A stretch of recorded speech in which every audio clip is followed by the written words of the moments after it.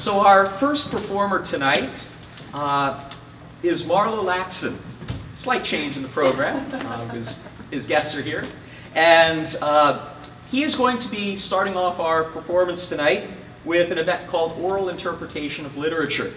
He is going to be doing a prose reading of the selection that he performed this year.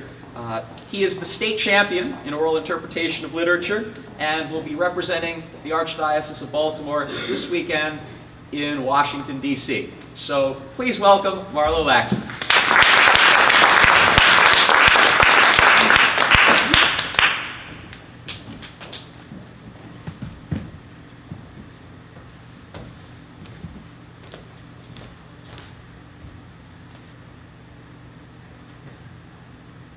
One of my earliest memories starts with me sobbing.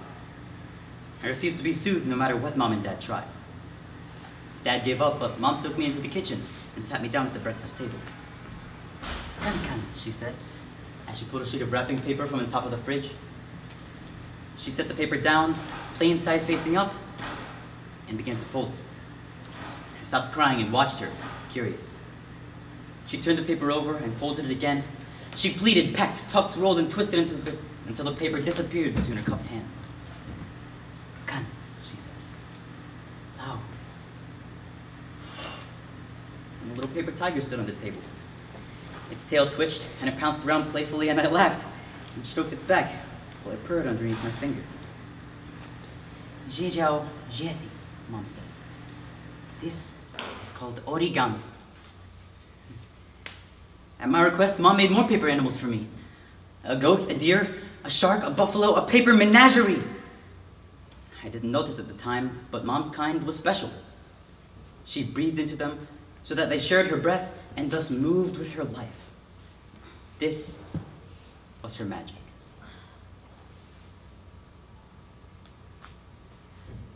No kid wants to feel different. A 2015 study from Penn State University found that children of color often feel ugly, unintelligent, and undesirable because their skin color is not represented. Second-generation Chinese immigrant Jack Lee knows this all too well.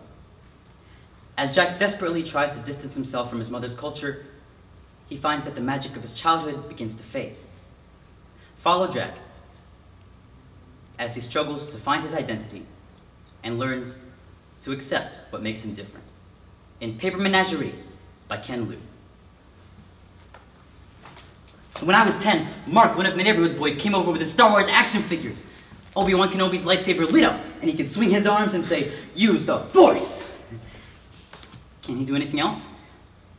Mark was disappointed by my response. "Show me your toys." I didn't have any toys except for my paper menagerie. I brought Lahu out from my bedroom, and Mark examined his paper skin.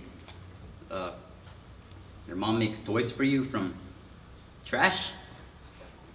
I'd never really thought of Lahu as trash before, but looking at him now, I guess he was just a folded up piece of paper.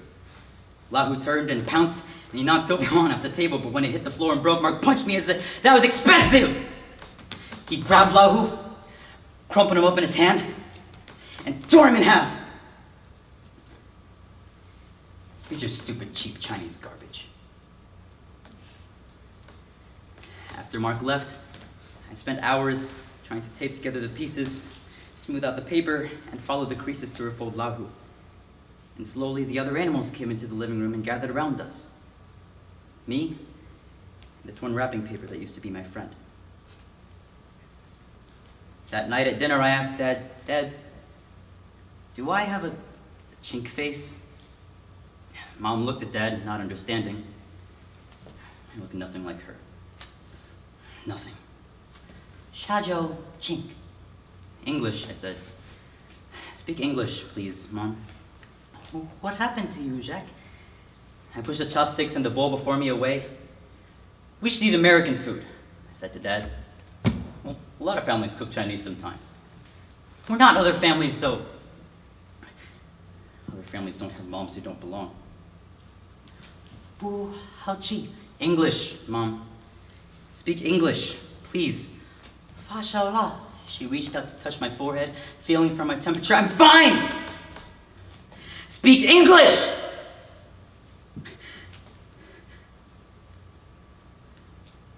Mom tried to speak and stopped. And tried again and stopped again. I need to fit in, Mom. She looked at me with her big, sad eyes. If I say love, I feel here. If I say I feel here.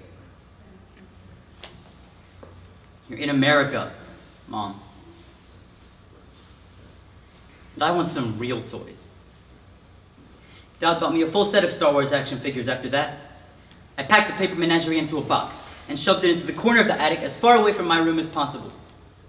If Mom spoke to me in Chinese, I didn't answer her. Now, after a while, she tried to use more English, but her accent and broken sentences embarrassed me. Eventually, she just stopped speaking altogether if I was around. You shouldn't treat your mother that way, Dad said. But he couldn't look me in the eyes as he said it. Because deep down in his heart, he must have known that it was a mistake to have tried to take a Chinese peasant girl and get her to fit in the suburbs of Connecticut. Mom tried learning to cook American style and tried to hug me the way she saw American mothers do on TV. She had stopped making the animals by the time I was in high school. By then, her English was much better, but I was already at that age when I wasn't interested in what she had to say, whatever language she used. It was hard for me to believe that she gave birth to me. We had nothing in common. She might as well be from the moon. Dad and I stood, one of us on each side of Mom, as she laid on the hospital bed. My mind was not in the room, though. It was in the middle of campus recruiting season, and I was focused on resumes, transcripts, and interviews. I understood that it was terrible to think about these things while your mother lay dying, but that understanding didn't mean I could change how I felt. I reached up to touch her hand, because I thought that's what I was supposed to do. She turned to me. Shaq, if I don't make it, don't be too sad and hurt your health. Focus on your life. Just keep that box you have in the attic, please. And every now and then, take it out and think about me, please. I'd mostly forgotten about the paper menagerie. Just rest, Mom. Just open it once in a while, please, check. Just open. It's okay. Mom, stop talking. Please. Dad came back, and I said that I had to get to the airport early. I didn't want to miss my flight. The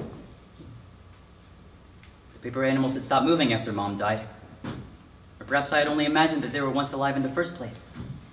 The memory of a child cannot be trusted after all. It was the first weekend in April, 2 years after Mom's death, when I heard a rustle on the floor next to me from a ball of torn tape and wrapping paper. When I walked over to pick it up, it shifted, unfurled itself, and I saw that it was Lahu, who I hadn't thought about in a really long time. I guess Mom must have put him back together after I'd given up trying. Lahu's tail twitched, and he pounced into my hand, and I laughed, stroked his back, like I used to do when I was a kid. How you been, old buddy? Lahu stopped playing, got up, and unfolded himself until there in my hand was a square paper filled with dense Chinese characters. Son, we haven't talked in a long time. You are so angry when I try to touch you, and I'm afraid. And I think maybe this pain I feel all the time now is something serious. The animals will stop moving after I stop breathing. But if I write to you with all my heart, I leave a little bit of myself behind on this paper, in these words. And soon the animals I made for you will again leap and run and pounce. But because I have to write with all my heart, I have to write to you in Chinese. Shaq, when you were born, I was so happy when I looked into your face. When you said your first Chinese words to me that had the same accent as me, I cried for hours. When I made the first Jeji animals for you and you laughed, I felt there were no worries in the world. Son, I know that you do not like your Chinese eyes, which are my eyes. I know that you do not like your Chinese hair, which is my hair. But can you understand how much joy your existence brought to me? Can you understand how it felt when you stopped talking to me and won't let me talk to you in Chinese? Jack, do you know what the Chinese think is the saddest feeling in the world? It's for a child to finally grow the desire to love his parents, only to realize that they were long gone. Why won't you talk to me, son? The pain makes it hard to write.